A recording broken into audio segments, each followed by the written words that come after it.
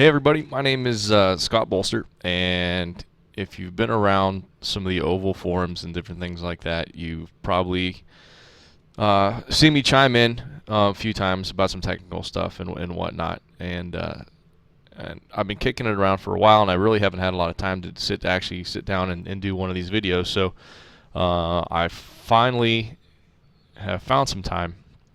Our racing season's underway, and most of the heavy lifting work from the beginning is done. So now we're just maintaining, doing some routine maintenance and different things like that. So I'm not spending 16 hours in a garage anymore. So this is the first opportunity really that I've had to sit down and go over some of the things that I personally think are important, and that I don't really see a lot of people go into in depth.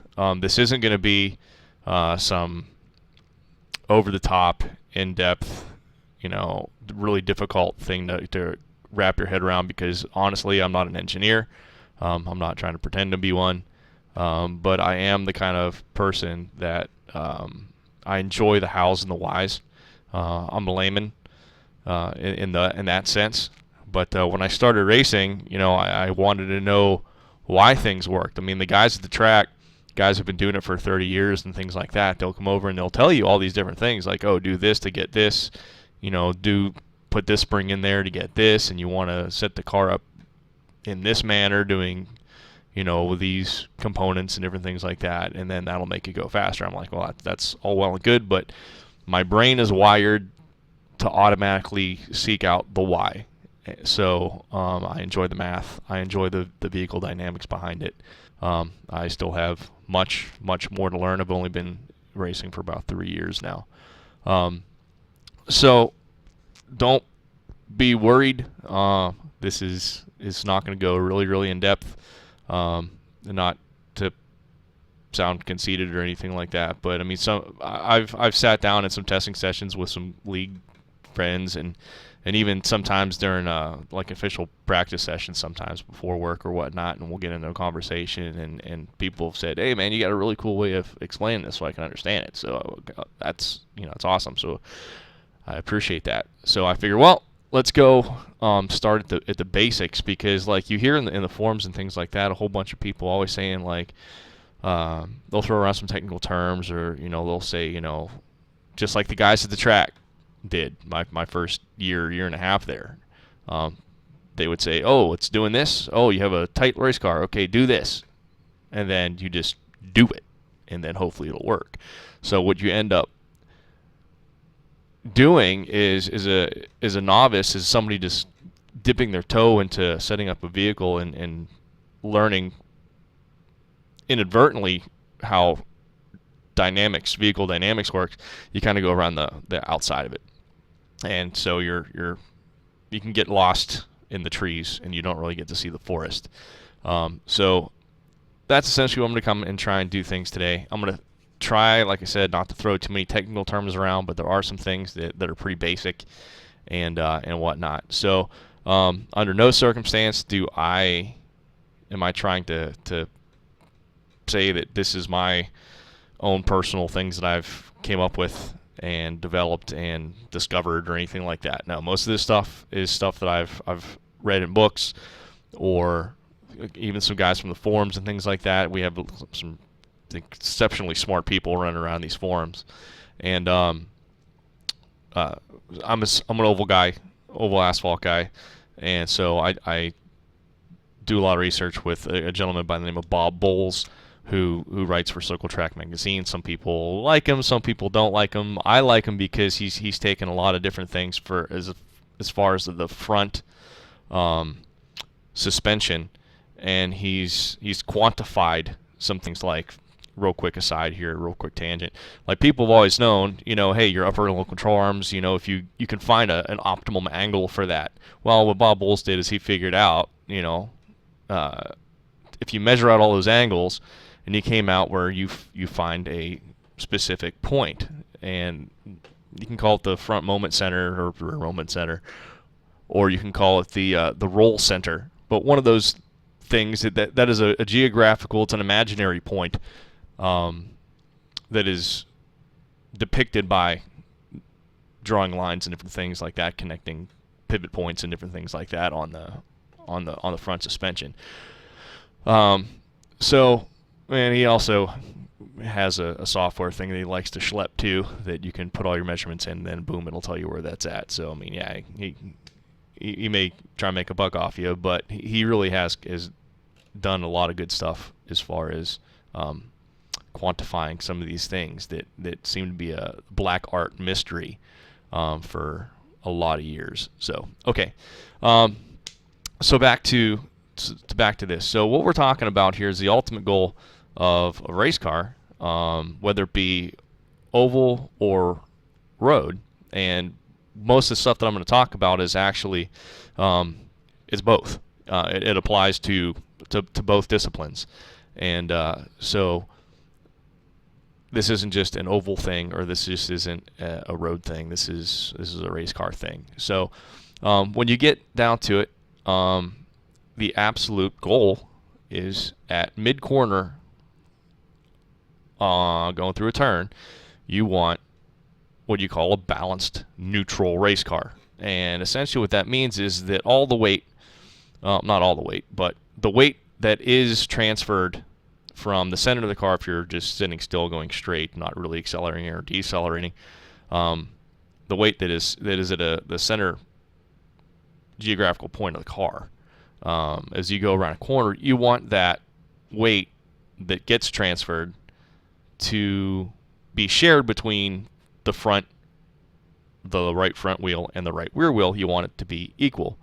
That way you don't have a understeer, or in the overworld as we call it, tight car with the right front bearing more weight than the right rear, or you definitely don't want a loose race car or an oversteer condition with the right rear tire taking more load than what it can possibly handle, and then that breaks loose. Or like I said, in understeer conditioning, the front is taking too much weight, and you'll get the understeer. It's just going to start sliding. So if you look at David Cater's marble analogy, here we'll bring it up here. I just found there's no personal preference as far as cars go, but I just found this nice 3-view drawing of this. So at mid-corner, you can see the front axle, the rear axle, and made a little center point between the two. And we'll use David's marble. I've asked him before if green was okay, and he said it was cool. So awesome, thanks, David. So essentially right here what you see is if this car was going around the track and it was mid-corner, you can see let's see, I believe it's called like the G-force.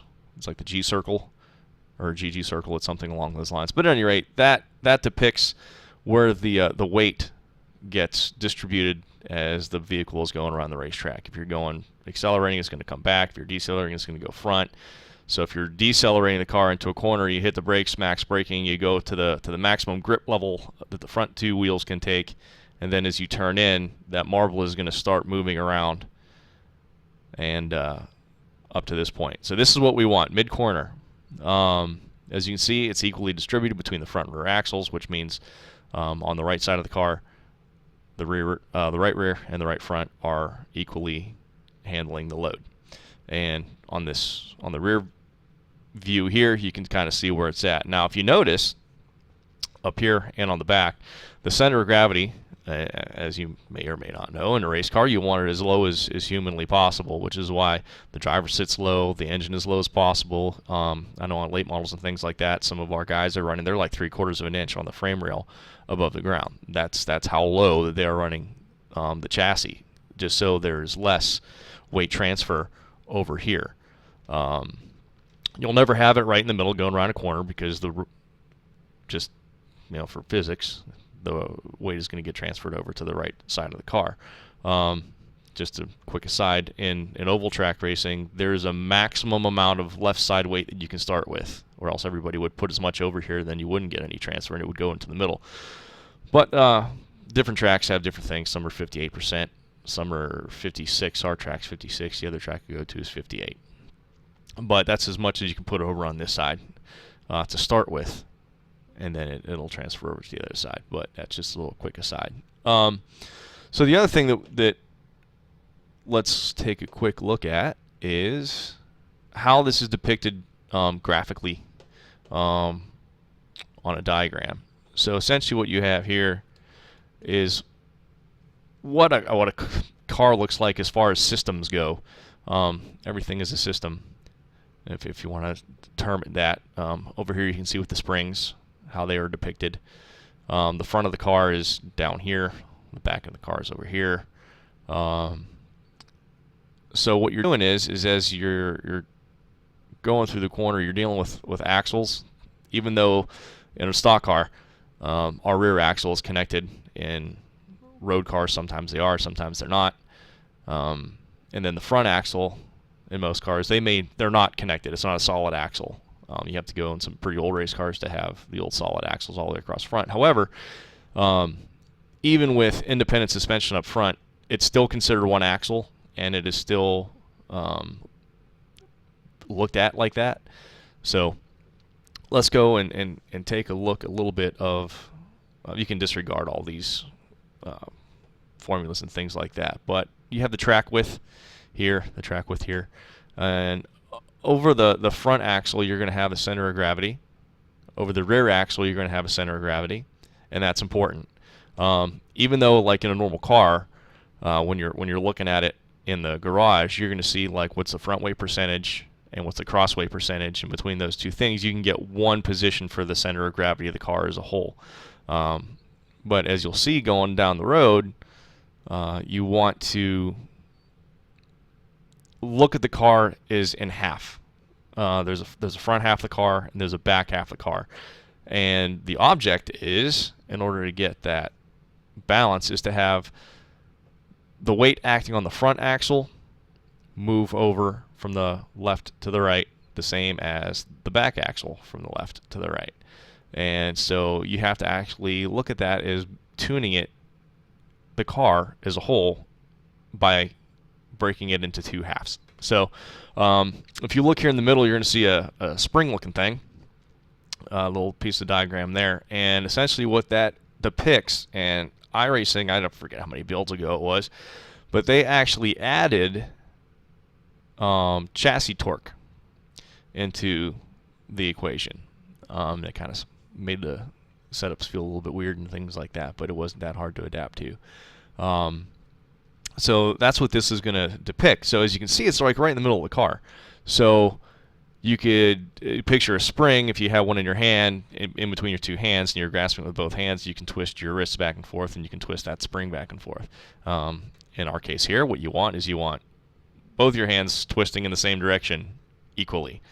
Okay, so what we're going to do is we're gonna keep that in our head as we go forward to depict how this all is going to work together as one big old system.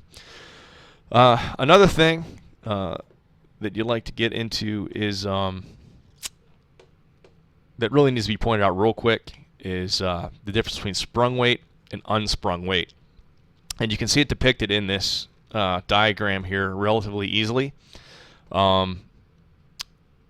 Sprung weight, I guess it's easier to say what unsprung weight is as what sprung weight is, because there's a lot more sprung weight items on the car than there is unsprung weight.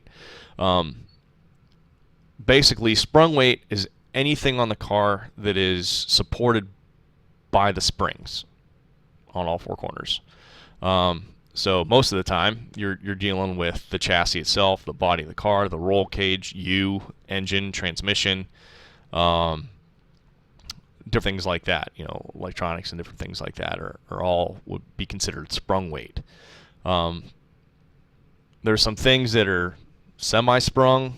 We can get into that later, but you're really starting to split hairs there, and that's really beyond the scope of this discussion. But let's just talk real quick about unsprung weight. As you can see, the spring, if you can think of the top line that connects these two springs as the chassis, and everything above it that's connected to it, engine, transmission, and the rest of the body components in the car, like I said, you can see what unsprung rate would be. It's real easy on the back. So you have the wheel itself, the actual rim, the tire, brake assemblies, all the wheel bearings, the hubs. You can even go the axle itself, like on a NASCAR, on an oval track vehicle, an actual solid axle in the back. That would be unsprung weight. So that's not really what you would consider into this center of gravity or that center of gravity. We'll get to that in a second. But just a gee whiz kind of thing. You have the drive shaft. One of the things that you would consider semi-sprung is because half of it's connected to a component that is unsprung weight, the drive axle, and the other half of it up here is connected to the transmission, which is sprung. That is considered sprung weight. It's bolted to the chassis, which is suspended by the springs. Okay, so you would consider that semi-sprung, and like I said, just gee whiz, there's formulas and things like that for how you would manage that if we were actually trying to like break this down into nuclear physics, which is what we're trying to do.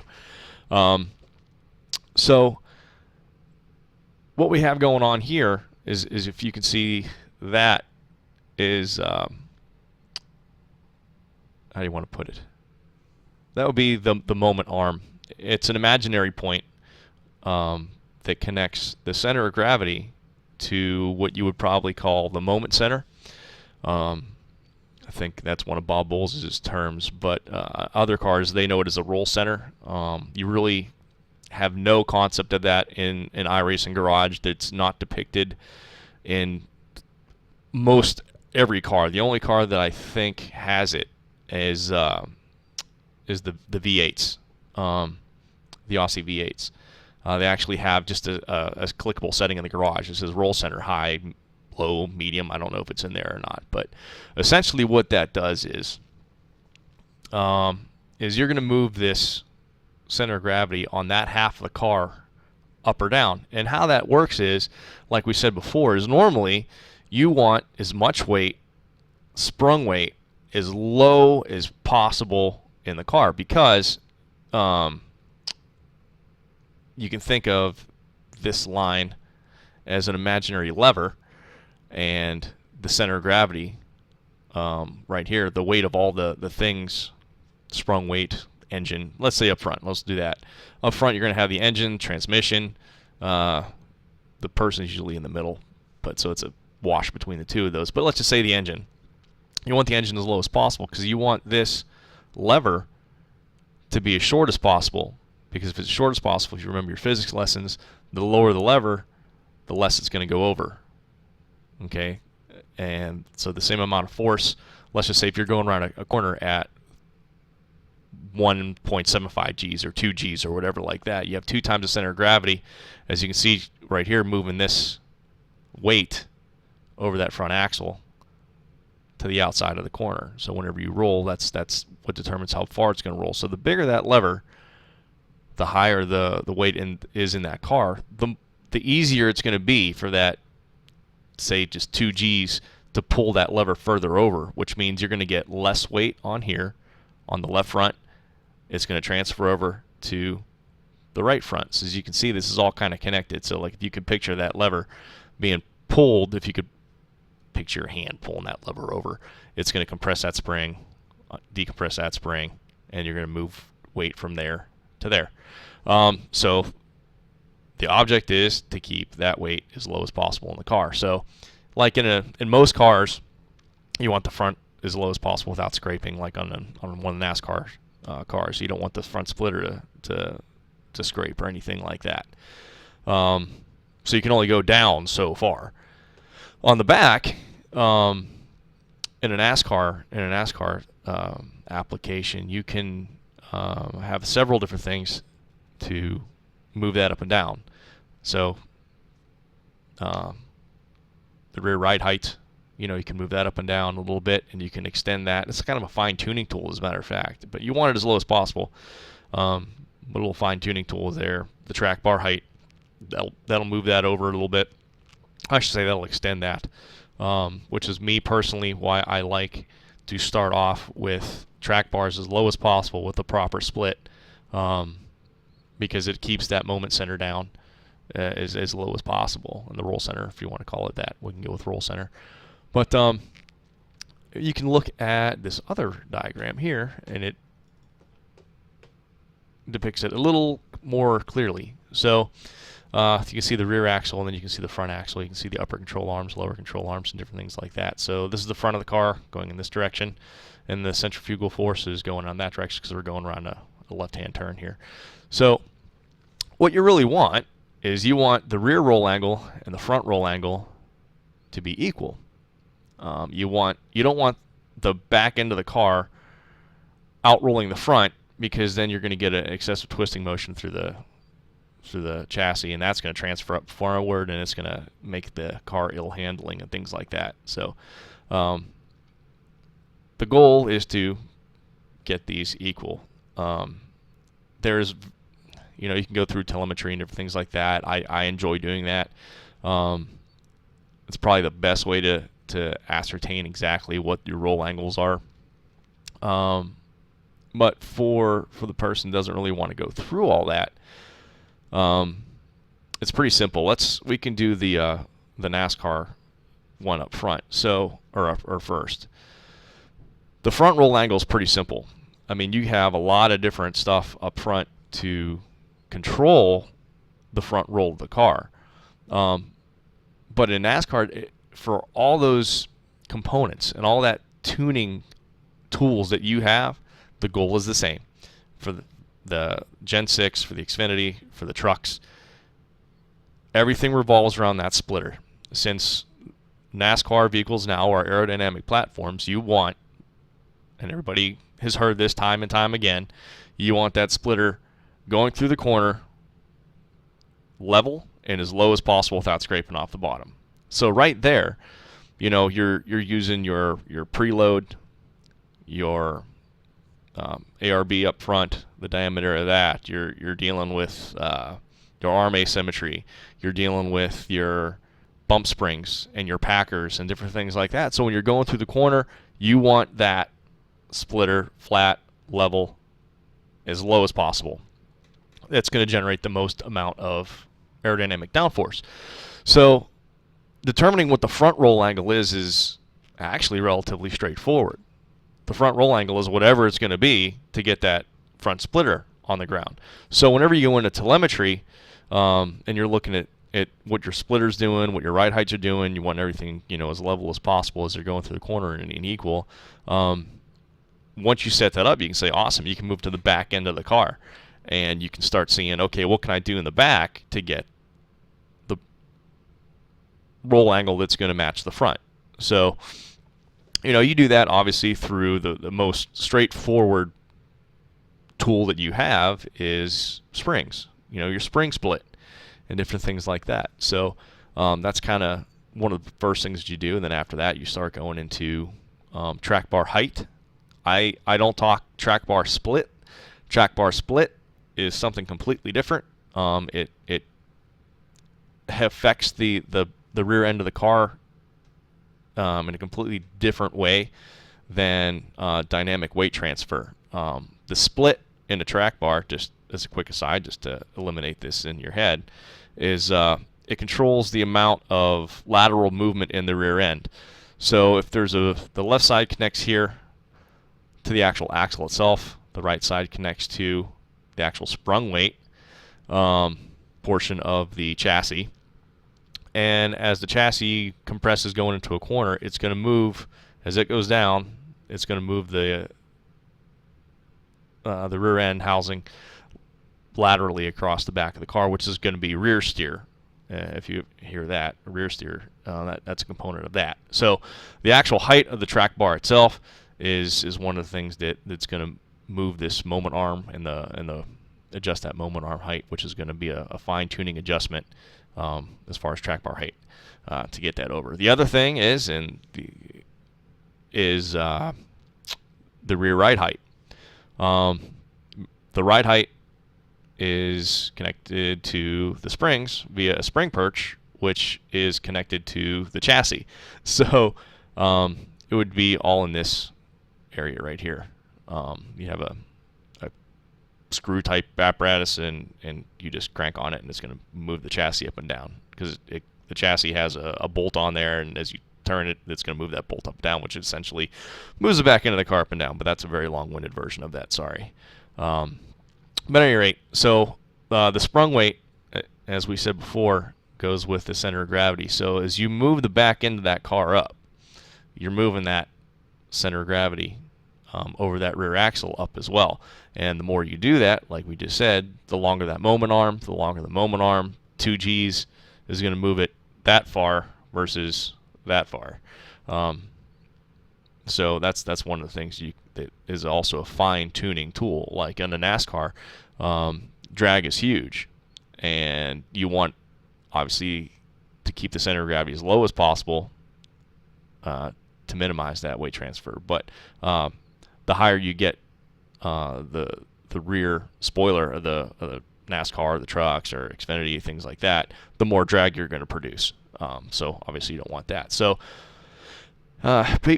people usually ask, like, well, what's the best way to start? And, how do you know when you're finished? Well, you don't really know you're finished tuning the car until you can squeak the most amount of speed out of it, and that, with the new surface model and things like that changes. So it's not a linear step 1, step 2, step 3, step 4, hey, awesome, you're done thing to setting up a car. It's, since everything connects to one another, as you can see through this diagram here, everything is connected. So if you change that spring, it's going to change what is going on up here, and that's something else that we can hit on. Again, let's go back to this mid-corner thing. The goal is to get it here, to get that weight centered right in between the two axles, so that both tires are sharing the load and different things like that. Well, the thing is, and the trick, and where cross weight comes in, and where you start David Cater's marble at in the car, static, sitting still, is dictated by where the weight distribution is in the car to begin with. Like in a NASCAR, most of the weight is about from here forward. I mean, you have the engine, you have the transmission, all sprung weight. That's the important stuff. The driver's usually kind of in the middle, maybe a little further towards back, like you can see. And the rest of this back here, sprung weight, there isn't much. It's the body component itself, the chassis, the roll cage, and different things like that. But the most weight is up front. So, where you're going to start your cross weight is, I guess the easiest way to say it is your goal is to get it to the middle. So you're going to start the weight where you think is the best to end up in the middle. So you kind of work backwards. But if you want to look at static weight, if it's in the middle, like I said, I made this a little too far over. It should be a little further over here, because you usually start the static weight on the left side. But it's never going to be in the middle. It's always going to be a little bit of cross weight. You're always going to have a little more weight on your left front, your right rear, than you will on the right rear, left front. You can get down into the back side of that for super speedways and different things like that, but just for the sake of argument, you usually start the marble off in a place where mid-corner, you want it in the middle. So that kind of demonstrates that is clear as mud. But let's look at some other stuff as far as, like, okay, this diagram is all well and good, but how the heck do you know what the heck's going on with the race car? Okay, so let's look at, I like Motec. You can do whatever the heck you want. But if you're not familiar with Motec, you can make your own math channels.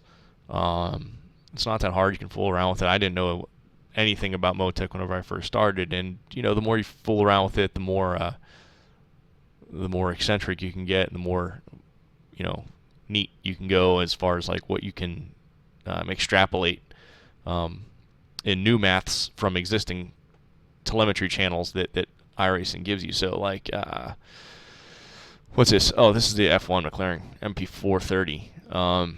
So as you can see here at Road America and things like that, and we're coming through turn 1 here, and I made 2 separate roll channels, mass myself, off of the ride heights up front. Since we're not really privy as to exactly where the sensors are placed, if the front sensors are equally distributed laterally across from the center of the car out, as there are in the back, this may not be completely 100% accurate as far as how much the rear rolls versus the front.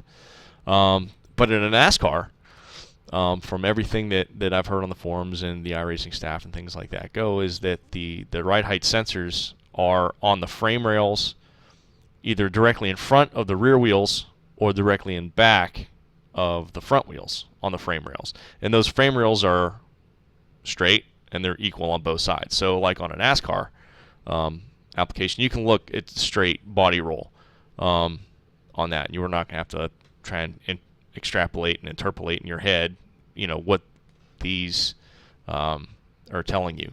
And I'm going to guess it's going to be the same kind of thing as a NASCAR for like a GT3 car or something like that.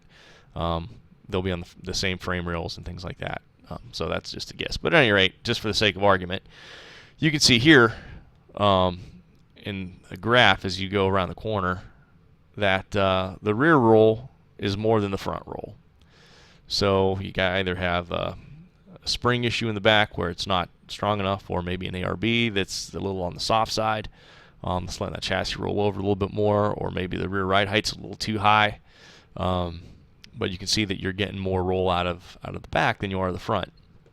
But we can go to, we can take a quick look at the testing I've been doing in the new Ferrari, and you can see down here in the carousel at Road America, the roll angles are pretty much dead on. And so that's kind of what I like to see. And you can see like right here, they're pretty much equal over here. And so I know that going around the corner that my weight distribution is pretty darn close. And if I'm having woes, handling woes, it's going to be something else. It's going to be maybe the differential isn't set up right, or perhaps maybe an aerodynamic issue there. Or you can say that the springs are for weight distribution. You can say the ARBs are for tuning, handling, and then you can start messing around with rear ARB and front ARB and things like that. Try and tune the car into a little better handling going around the track. Or you can get into camber issues that may not be giving you the best grip going through this section of the racetrack or any other particular section of the racetrack. Maybe your cambers are a little bit off. That all comes down to testing and whatnot, as to ascertaining what the best hop pressures are for a certain track under certain conditions, under certain track temperatures and things like that. So it's a lot of testing. And it's the same thing for the camber and things like that. You don't really want perfectly flat cambers because the tire is more apt to slide if it's not actually like digging in with a little bit of camber dialed into it. So that's a completely different tutorial. But so here you have the Ferrari going through the Road America carousel, and it looks pretty good. And believe it or not, the car felt really well going through there too. So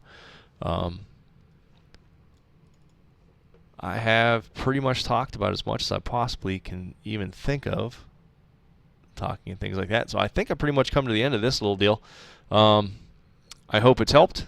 I hope it generates a little bit of interest in learning more about vehicle dynamics and dynamic weight transfers and different things like that. And there's so many different articles you can read for free online. I know Bob Bowles has a book, Advanced Race Car Chassis Dynamics or something like that. I have it. As a matter of fact, I just gave it to my girlfriend's little brother She started, or I should say, he started racing late models this year, and I'd read through that book a couple times. It's like $25 or something. It's not that expensive, but a lot of the stuff that's in the book come right out of Bob Bowles' articles and things like that. So, other than that, I do believe that should be just about everything that I can sort out that's rattling around my head on a normal daily basis.